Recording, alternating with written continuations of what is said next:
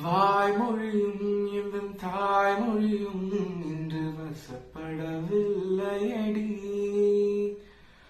வயிற்றுக்கும் தொண்டைக்கும் உருவமில்லாதொரு உருண்டையும் உருளுதடி. காத்திருந்தால் எதிர்பார்த்திருந்தால் ஒரு நிமிஷமும் வருஷமடி. கண்கள் எல்லாம் உன்னை காண்பது போல் ஒரு கலக்கமும் தோன்றுதடி.